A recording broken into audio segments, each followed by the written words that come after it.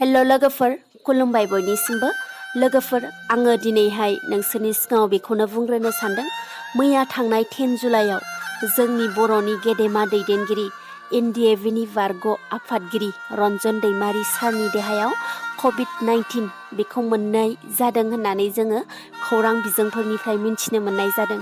बिनि थाखायनो बयखौबो खावलायनाय जायो जाहाथे बयबो रायजो राजाया सार रन्जन दैमारिनि थाखाय दसे समब्लाबो इसोरनि खाथियाव आरज गाबगोन होननानै जाहाथे सारनि देहाया थाबैनो कभिड-19 बेमारनिफ्राय बारग'नानै गोग्गो सावस्रियाव फैफिननो हायो बिनि थाखाय।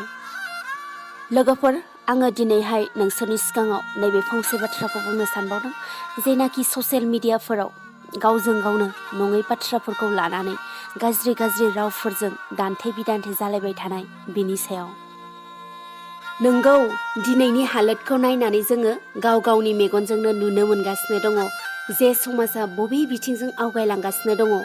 बेफोरखौ जोङो नायोब्ला नुनो मोनो दिनै ससियेल मिडियानि गेजेरजों बायदि रोखोमनि मानसिफोरनि गावजों गावनो दान्थे बिदान्थे खालि गाज्रि दसनिल' नोजोर लानानै जुजिलायनायखौल' जोङो नुबाय थागासिनो दङ।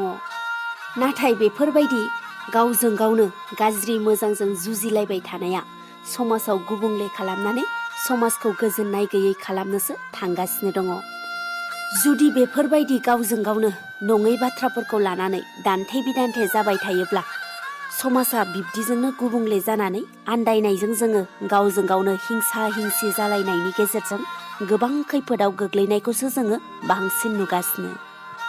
बेखायनो जोङो ससियेल मिडियानिफ्राय गाज्रि गावजों गावनो सासेया गुबुन सासेखौ बखिलायनानै दान्थे बिदान्थे खालामलायनायनिफ्राय जोङो गावखौनो गोजानाव थानाया गोनांथार।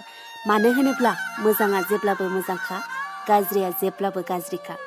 गाज्रिनि फिथाइया जेब्लाबो खस्थ'जोंनो भुगिनाङो आरो मोजां मावनायनि फिथाइजों जोङो जेब्लाबो मोजाङै आवगायलांनो हायो। दा बेखायनो जोङो साफ्रोमबो सुबुङानो नंखाय जुक्तिफोरजों नङैखौ लानानै दान्थे बिदान्थे खालामनानै गाज्रि फारसेल' लाबोनानै समाजाव गुबुंले थासारि खालामा आरो जेब्लाबो जोङो मोजां थासारिजों थानानै बयबो जेरावबो मोजां खौसेथि गोरोबलायनायनि गेजेरजों मोजाङै खामानिफोरखौसो मावलायो आरो बयनिबो गोजोननाय जाफुंसारनाय खामानिया जायो।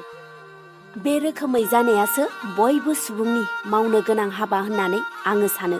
नाथाय दिनै ससियेल मिडियाफोराव जायखिजाया बिथिङावनो धोरोमावनो जा राजनितिकआवनो जा मिथिंगायारि खैफोदफोरखौ लानानैनो जा बायदि नंखायजोंसो जोङो गावजों गावनो जुजिलायबाय थानायखौसो जोङो नुनो मोनबाय थादों।